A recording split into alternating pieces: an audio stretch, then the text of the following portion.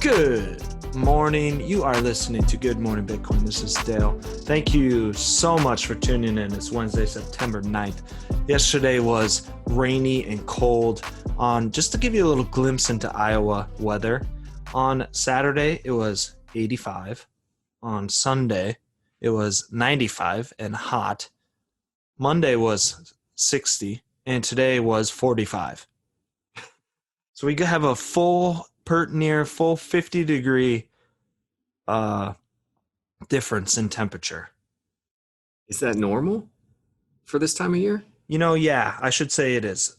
Okay. Probably, I'd say 10 years ago, maybe, I experienced every single season in one day. It was humid in the morning and 87 degrees, thunderstormed around noon. And then it got down to after the thunderstorm, 55 degrees by 3 o'clock. And by 8 o'clock that night, it was snowing. Ridiculous. No joke. LD, I wouldn't shit my favorite turd. Oh man, I love that saying. That's a good one. Thanks It's for great. It's throwing great. that one out there. How you doing this morning? I'm doing well. It's always hot here. I can't say I've got a story like yours. It's just always hot. Hot or rainy. Your stories are your headlines. Stories are headlines? Yeah, you're funny. My funny weather story is like your funny news stories. Mm-hmm. So. Oh, thanks, man. Yeah. But that's what it is. Yeah. How was your day yesterday, trade-wise, crypto-wise? Anything exciting? Oh, dude, I managed to break even and get out of some bad positions, and that felt really good. Yeah.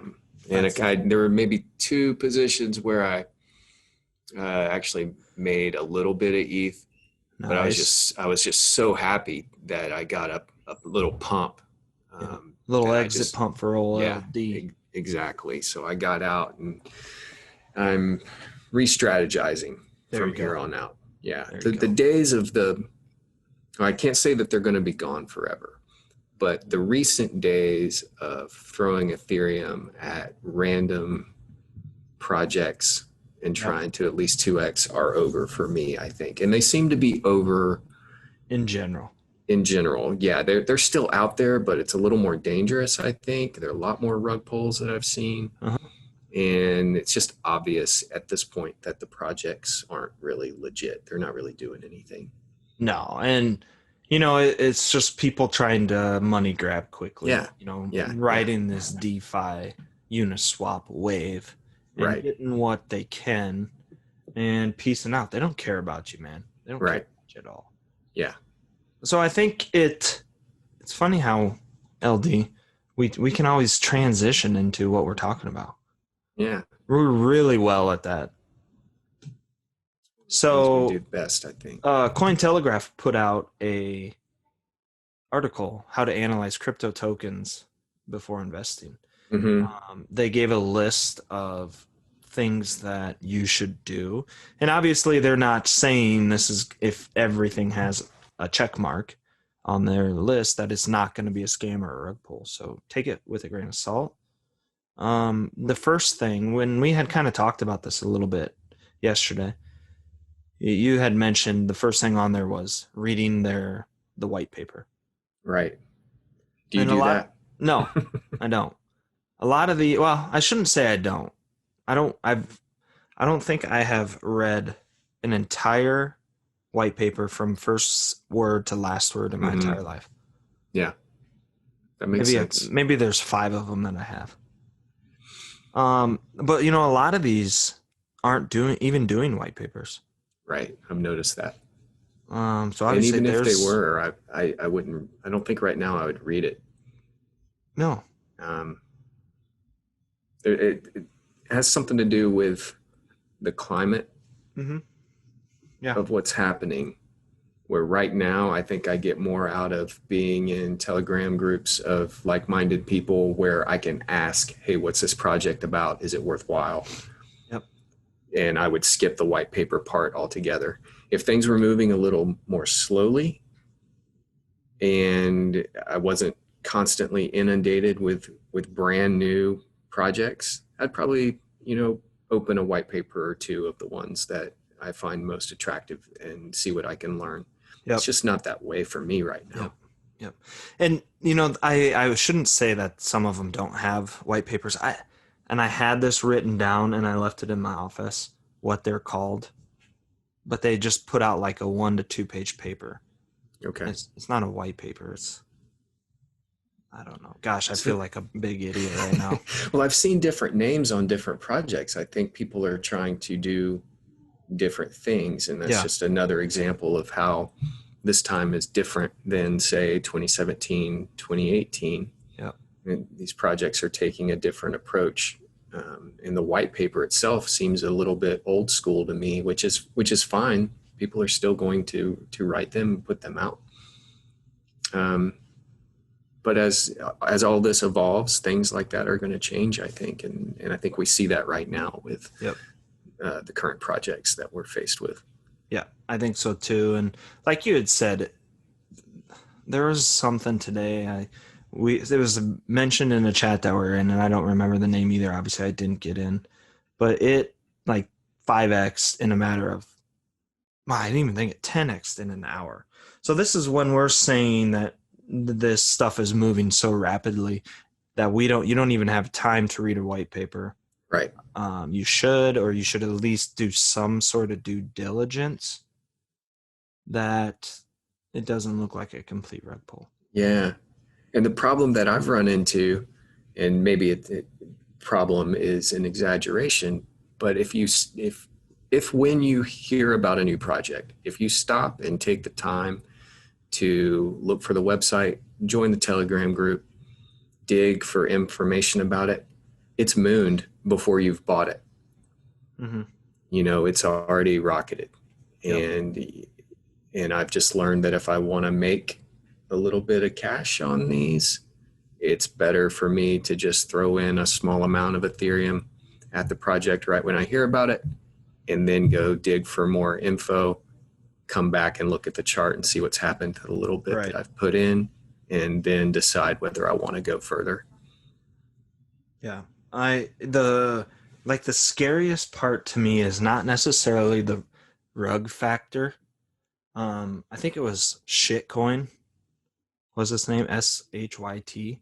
But how that dev did it was he put it in the contract that only the contract holder, which is obviously him, can sell.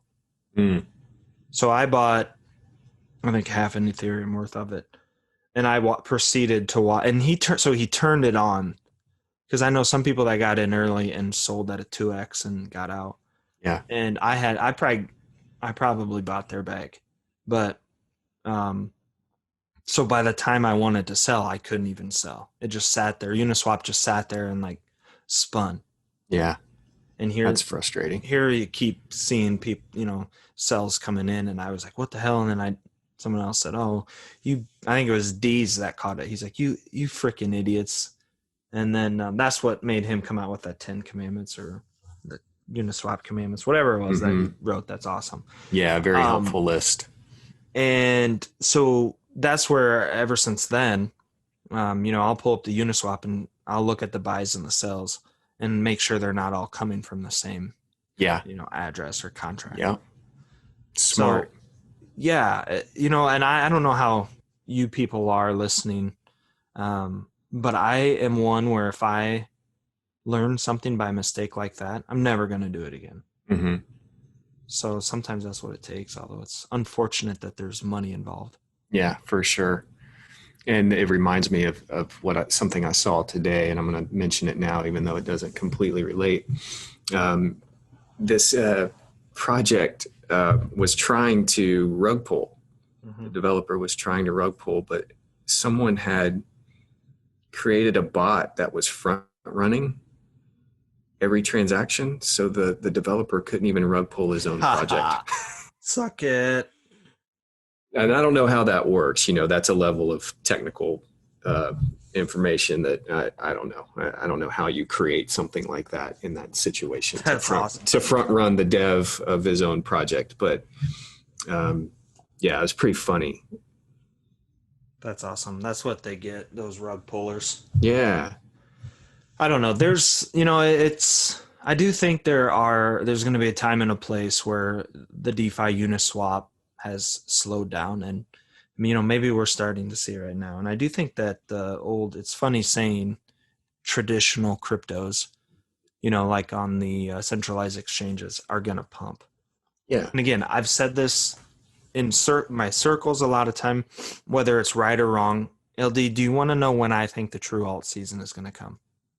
Yeah, of course. So what I think needs to happen, and I've formulated this a little bit into my opinion, and I've sought input from others. So I've thrown a bunch of opinions into one that I formed and I truly believe in. What I think is going to happen is we're going to need Bitcoin to get to 15 to 16,000. That's where I think the mainstream media is going to start picking it up again, unless we get, there's obviously factors involved. We could get a huge green candle, like $2,000-$3,000 candle, and then I think that just changes the game. Yeah. For the most part, we need to get $15,000 to $16,000. Mass media is going to start covering crypto, Bitcoin in particular, and then people are going to start jumping in. Yeah. It'll push Bitcoin to an all-time high, north of 25,000 is where I think. And then at this point, the people that first got in are going to want to accumulate more Bitcoin. So then they're going to go and start buying alts. And you're going to kind of see how it played out in 17, Now, will it be as big as 17? Probably not. There will be things that have their turn, but there's so many more tokens and coins out there now than what there was in 17 that you're going to see a little more selective products that are going to pump. Yeah. And when is this going to happen? Oh man, yesterday, I hope. I was, honestly, I was thinking we were on our way. And then we've seen a sell off on everything. Yeah. So I still think next year. I am still in the 2021 boat. When is it going to be? I don't know. It could start at the end of the year. I don't know. I don't have a crystal ball. I'm hoping 2021. Do you have a kind of theory about the recent sell-off? You just mentioned that you thought we were heading towards this point that you just described, and we hit this major sell-off. What do you think happened there? That's a great question. And, obviously I don't have the right answer. Yeah. But I think a theory that I have is that, people were buying Ethereum for farming practices and whatnot. And again, I'm not brushed on farming, so I'm not going to dive into the details on that. But I think they were buying the Ethereum for farming, and then they just were cashing out their gains. Okay. I think. And then I also think that some people probably got some rug pulls and overextended, maybe lost 5 to 10 Ethereum on a rug pull and just thought, you know what, it's not worth it for me. I'm cashing out, or I'm a cash out and sit, in USDC or DT or Tether, whatever, and just sit here until things stabilize. Yeah. I don't know. What do you think? Oh, I share pretty much the same opinion. And from my own personal vantage point, I started feeling like I should pull back once I saw all these. I can't even tell you how many different new Uniswap listings per day with the same name come through. So it was like the same ruggers were repeating the same scam throughout a day, trying to get new people to fall for their trash. And when I started seeing that happen and started experiencing that for myself, that's when I personally, in my head, was thinking, this can't go on forever. And I personally should back off and stop participating in this. Now, did I?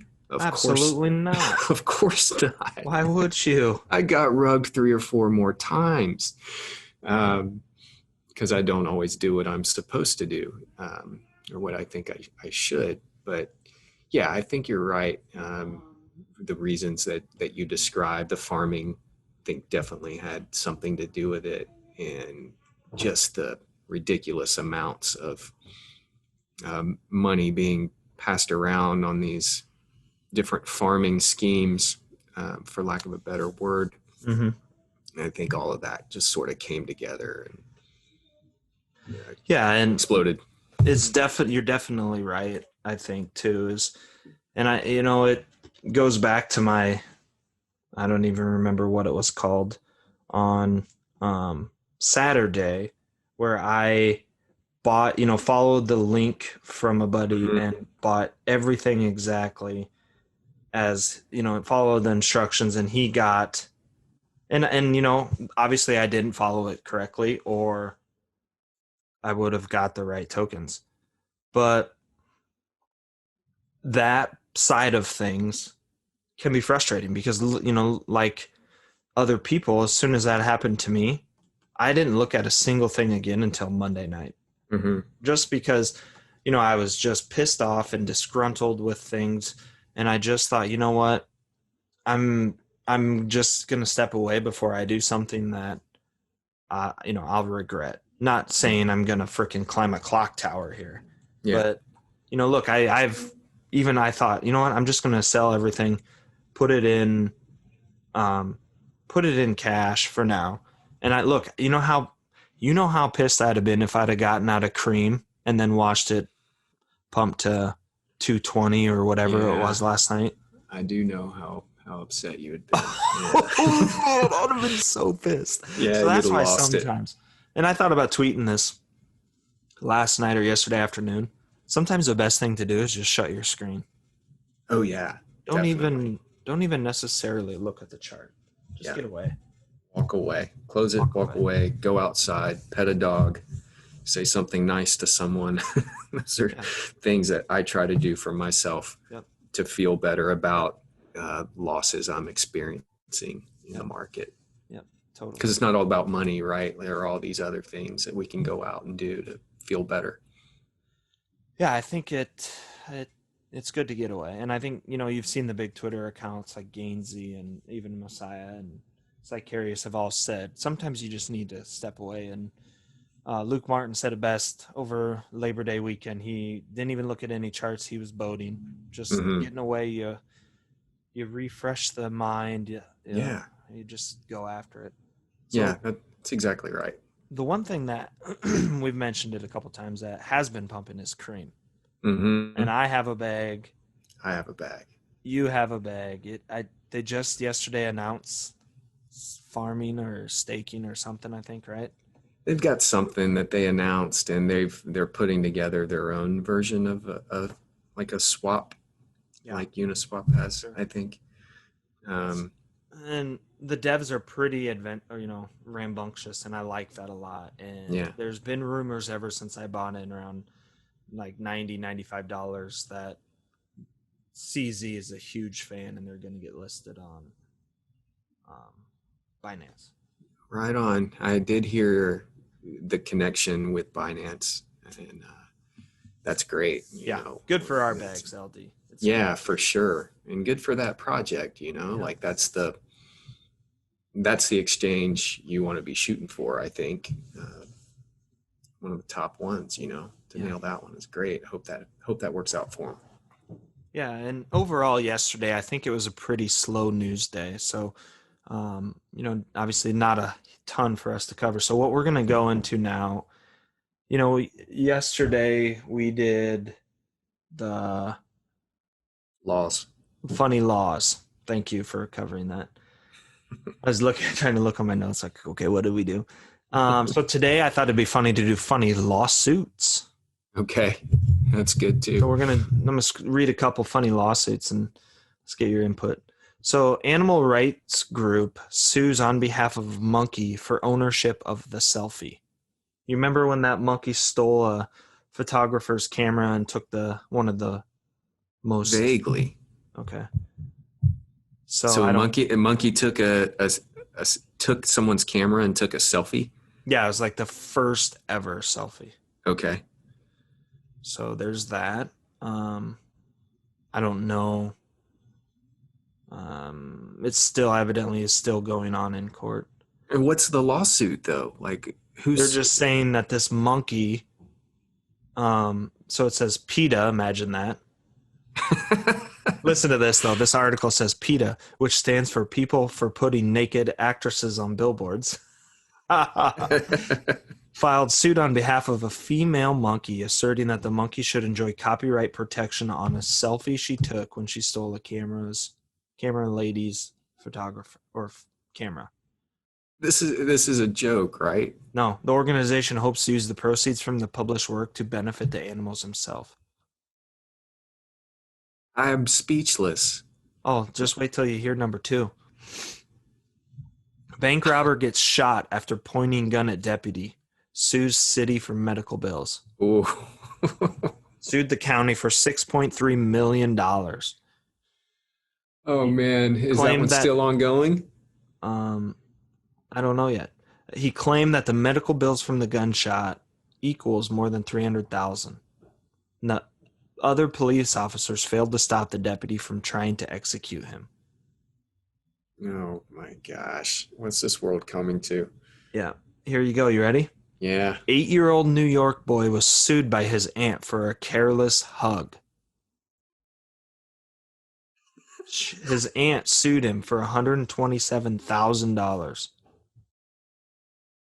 claiming her injuries were caused by the negligence and carelessness that the 8-year-old birthday boy, mind you, should have, and I quote, known that a forceful greeting such as the one delivered by the defendant to the plaintiff could cause the harm and losses suffered by the plaintiff. What a family that must be to be a part of. That's outrageous. Poor kid, you know. Poor kid, yeah. No hugs for that. No hugs, and he's got to pay $100,000. I think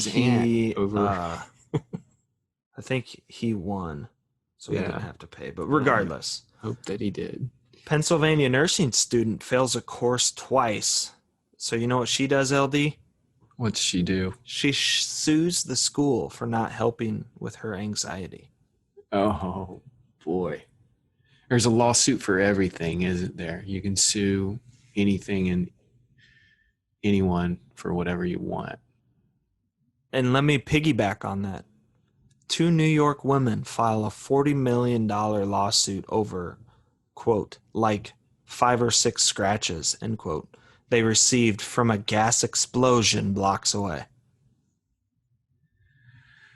Oh, people need to get their priorities straight, right? Like just because you may be able to bring a lawsuit doesn't mean that you should. Okay, I got 2 left. Do you remember the Des Bryant catch or non-catch? Yes. Over the Packers? Yes. Colorado inmate sued the NFL for $88 billion with a B over that Cowboys playoff loss. So, did he get any money back? No, he was in prison also. Yeah. So how can you even do that? Yeah. The last one. Work? Florida woman is suing FedEx for tripping over a package that he left at her doorstep. For how much? It does not say. Some outrageous figure, I'm sure. Okay, I'm going to sneak one more in. Sneak it. An officer in North Carolina is suing Starbucks for 750 G's because his coffee was... Too hot? Too hot. Stupid people win stupid prizes, if you're asking Dale. That's right, man. It's just ridiculous and sad to hear some of those. At least they're funny. At least they're funny. That's all we got today, folks. As always, we do really appreciate you guys listening. If you really like what you're listening, subscribe, follow us on Twitter, give us 5 stars. Our Twitter is GM_Bitcoin. For LD and I, what aren't we eating for breakfast? beans. No beans for breakfast. for breakfast. Tip your waitress. Guys, have a great day. Again, thanks for listening. We'll see you tomorrow.